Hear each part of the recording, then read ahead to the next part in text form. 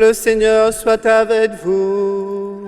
Et avec votre esprit. Évangile de Jésus-Christ selon saint Jean. Gloire à toi, Seigneur.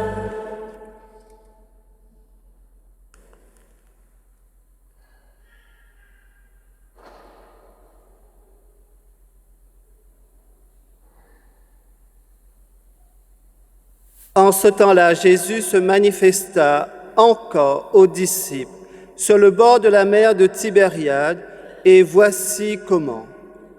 Il y avait là ensemble Simon-Pierre, avec Thomas, appelé Didyme, c'est-à-dire jumeau, Nathanaël de Cana de Galilée, les fils de Zébédée et les deux autres de ses disciples. Simon-Pierre leur dit: « Je m'en vais à la pêche. » Ils lui répondent: « Nous aussi, nous allons avec toi. » Ils partirent et montèrent dans la barque. Or, cette nuit-là, ils ne prirent rien. Au lever du jour, Jésus se tenait sur le rivage, mais les disciples ne savaient pas que c'était lui. Jésus leur dit: « Les enfants, auriez-vous quelque chose à manger ?» Ils lui répondirent: « Non. » Il leur dit: « Jetez le filet à droite de la barque et vous trouverez. » Ils jetèrent donc le filet, et cette fois, ils n'arrivaient pas à le tirer, tellement il y avait de poissons. Alors le disciple que Jésus aimait dit à Pierre: « C'est le Seigneur !» Quand Simon-Pierre entendit que c'était le Seigneur, il passa un vêtement, car il n'avait rien sur lui, et il se jeta à l'eau.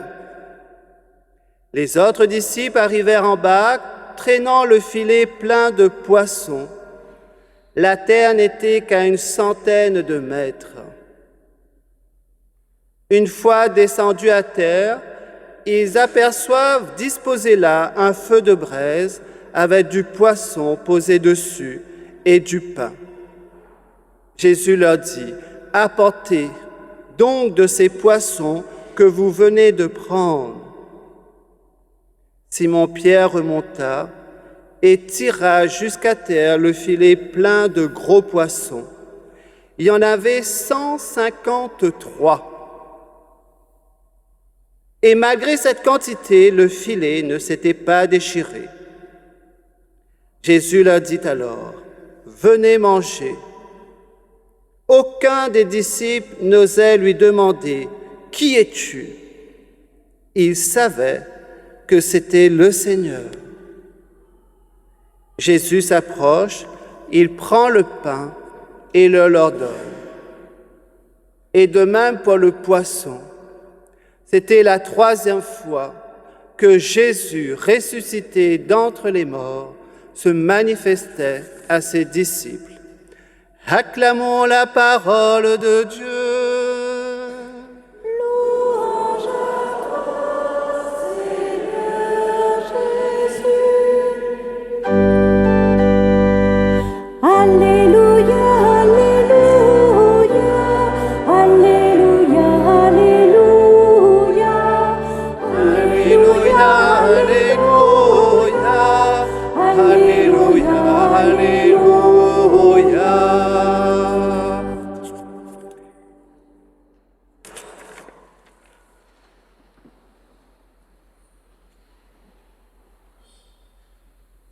Chers amis de Jésus, quelles sont les 2 images qu'utilise l'Évangile de ce jour pour nous faire comprendre la réalité de cette rencontre avec le Christ ressuscité? 2 images.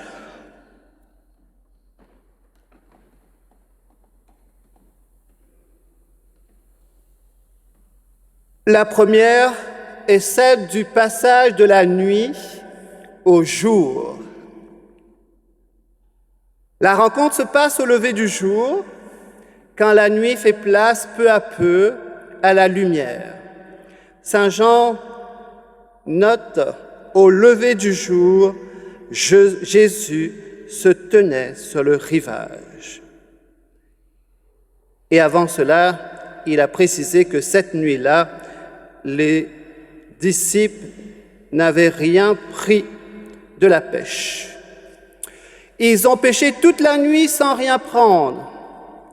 La nuit est le temps de l'échec. Nous avons tous fait l'expérience de ces efforts qui ne servent à rien. C'est la nuit parce que l'on est dans la tristesse, la fatigue, le découragement. Mais voilà qu'au matin, un inconnu appelle. « Les enfants, auriez-vous quelque chose à manger ?» Jésus aussi sort de la nuit de la passion, de sa condamnation à la mort de la croix. Jésus sortit de cette nuit, la nuit de la trahison d'un des 12, de ses amis qu'il avait choisis, aimés. Mais les disciples ne le reconnaissent pas encore.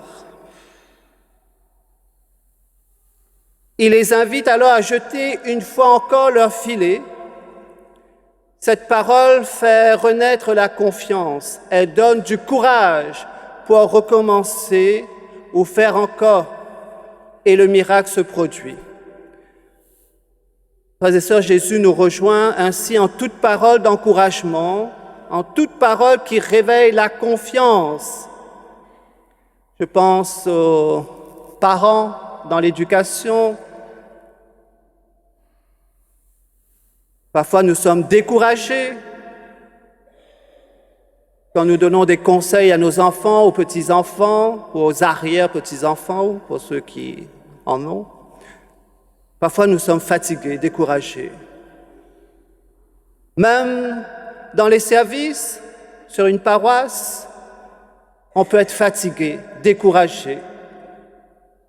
On a l'impression que les enfants ne nous écoutent pas au catéchisme.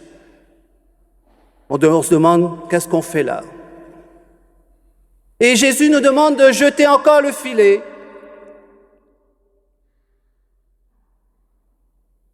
De nos échecs apparents, Jésus les transforme en succès. Tout devient alors possible au-delà de ce que nous espérions. Jésus est vivant et avec lui, notre vie sur terre est possible.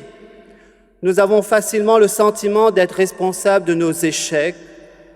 Mais lorsque vient la réussite, alors elle nous apparaît comme un véritable miracle, comme quelque chose qui ne vient pas de nous et qui nous est donné. Le Christ lui-même a reçu sa vie de Dieu son Père comme un don, inespéré après son échec et sa mort sur la croix. C'est pourquoi il peut nous faire découvrir que la vie est un cadeau de Dieu.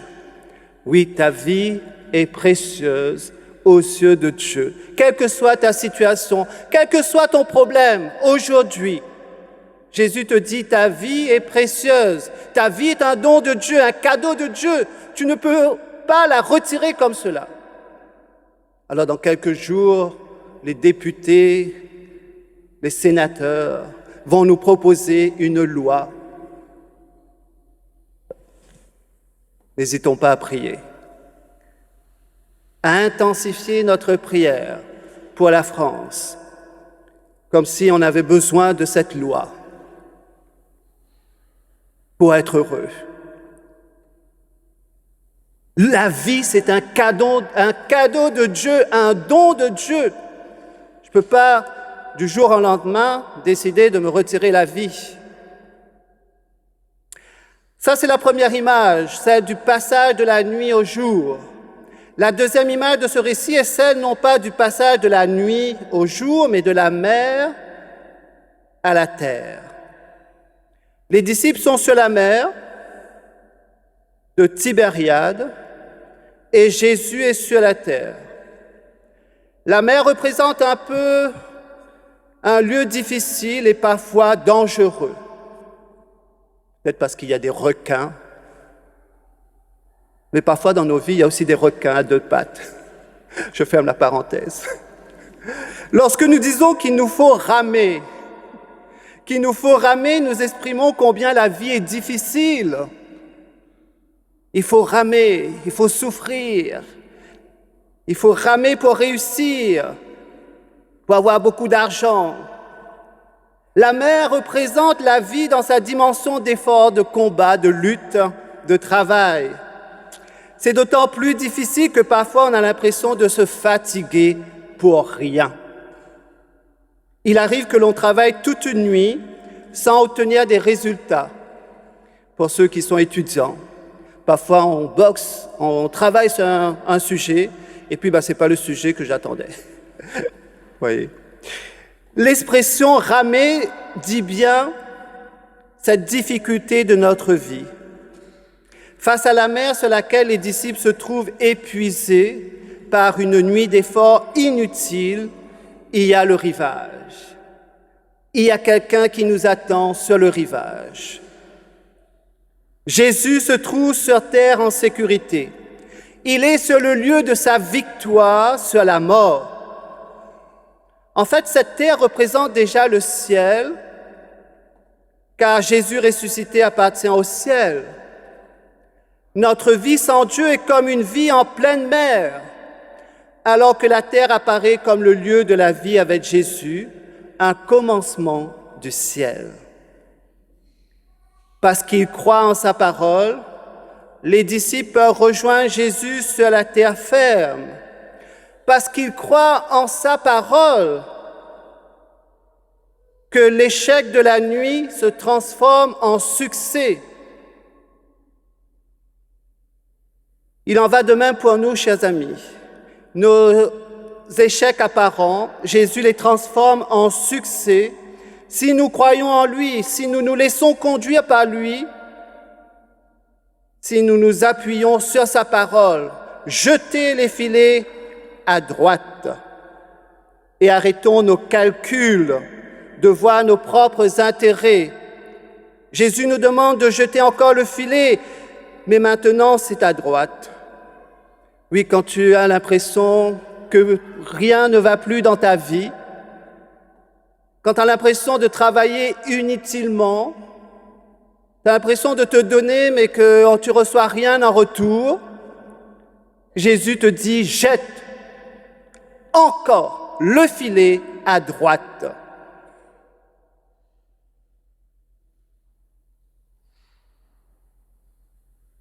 Avec Jésus ressuscité, le travail inutile, pénible, devient à nouveau fructueux. La fatigue laisse place à un nouvel élan, à un enthousiasme, car nous savons qu'il est avec nous pour toujours.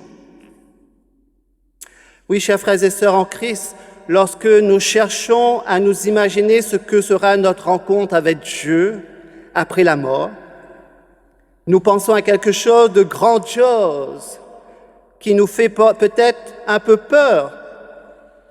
Nous serons totalement surpris, déroutés par cette rencontre, mais peut-être pas parce qu'il y aura une fanfare extraordinaire à vous couper le souffle ou à nous accueillir, mais au contraire parce que cela sera tout simple, infiniment simple, comme est simple l'amour véritable.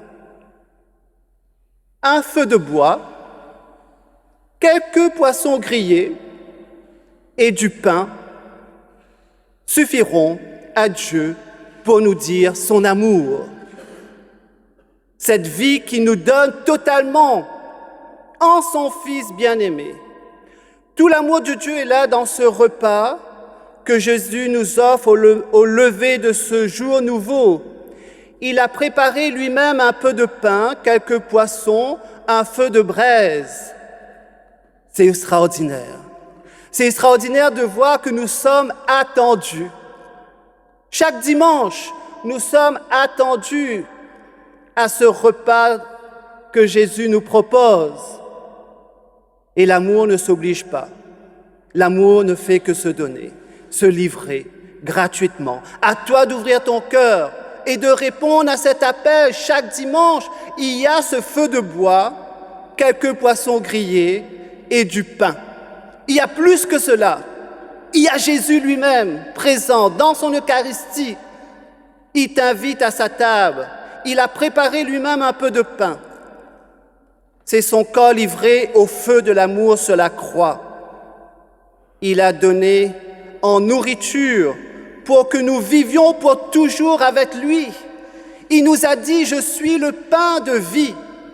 Et tout au long de cette semaine, nous avons le chapitre 6 de l'Évangile de Saint Jean sur cet enseignement de Jésus sur le mystère du pain de vie.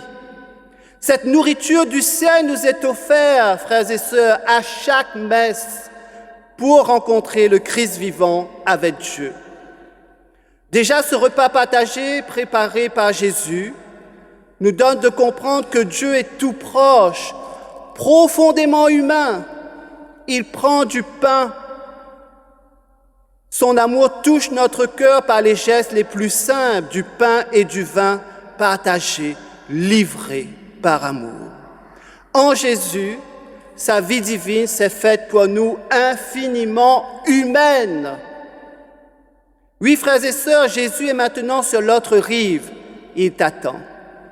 Sur une autre terre, et il donne à chacun de nous, à tous les hommes de bonne volonté, une nourriture venue du ciel. Jésus dira, le pain de Dieu qui descend du ciel et qui donne la vie au monde. Jésus a dit, je suis le pain vivant, ma chair est une vraie nourriture et mon sang est la vraie boisson. Qui mange ce pain-là vivra à jamais. Le crois-tu? Crois-tu que tout à l'heure, en recevant Jésus dans l'Eucharistie, c'est bien son corps et son sang, son âme et sa divinité que tu reçois pour vivre de lui à jamais? Alors, frères et sœurs, demandons à la Vierge Marie, notre bonne mère, toujours présente à chaque messe, de disposer notre cœur et notre intelligence à recevoir ce pain de vie, Jésus vivant à jamais, dans son Eucharistie. Il se livre pour toi, il se donne à toi pour que tu puisses vivre avec lui, pour que tu puisses le rencontrer dès maintenant dans son Eucharistie et vivre à jamais avec lui dès maintenant et pour les siècles des siècles. Amen.